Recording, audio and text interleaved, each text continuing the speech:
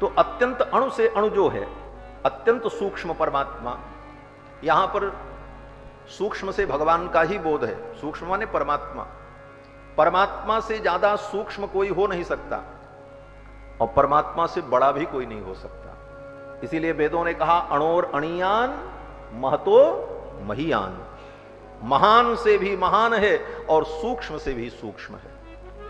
अब कितना सूक्ष्म है, केवल एक उदाहरण देंगे। प्रामाणिक और सैद्धांतिक जो वैष्णव सिद्धांत में कहा गया, सबसे सूक्ष्म आत्मा है, जो हमारी आपकी आत्मा। कितनी सूक्ष्म है, तो वेदों ने कहा कि बाल के अग्रभाग को लेकर बाल की नोक, बाल कितना पतला होता है और बाल की नोक कितनी छोटी होगी, और उस बाल की नोक को लेकर उसके 100 टुकड़े करो। बोले महाराज कोई मशीन नहीं बनी है जो टुकड़ा कर पावे। बोले तो कल्पना कर लो, और फिर उसमें जो 100वां टुकड़ा हो फिर उसके 100 टुकड़े करो। अब उसमें जो 100वां टुकड़ा होगा माने सीधे सीधे 10,000वां हिस्सा, यही ना हुआ। उतना सूक्ष्म ये जीव है जो हमारे आपके अंदर है, जो ज्ञान का अधिकरण है, ज्ञानाधिकरण आत्मा, ऐसा वेदांत में कहा। बालाग्र सतभागस्य सतधा कल्पितस्य च भागो जीवस्य विज्ञेय, इतना सूक्ष्म तो जीव है।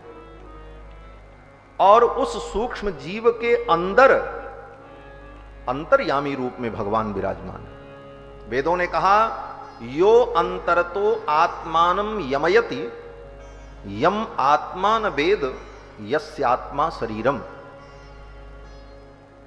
उपनिषद कहता है कि ऐसी सूक्ष्म आत्मा में यो अंतरतो, उस आत्मा के अंदर बैठकर आत्मानम यमयति, आत्मा का नियमन करता है, उस आत्मा को जैसे चाहता है वैसे चलाता है। यम आत्मा न वेद, जिसको ये हमारी आपकी आत्मा जान नहीं पाती, जबकि हमारी आत्मा में ही वो तत्व बैठा है। यस्य आत्मा शरीरम, जिस परमात्मा का ये आत्मा शरीर है। अब आप सोचो, इतनी सूक्ष्म आत्मा के अंदर जो बैठा हो कितना सूक्ष्म होगा। इसीलिए वेदों ने कहा अणोर अणियान, अणोर अणियान। अणु तो आत्मा है, लेकिन उस अणु से भी जो अणु है वो परमात्मा। अणोर अणियान महतो महीयान, वही परम तत्व सूक्ष्म तत्व है।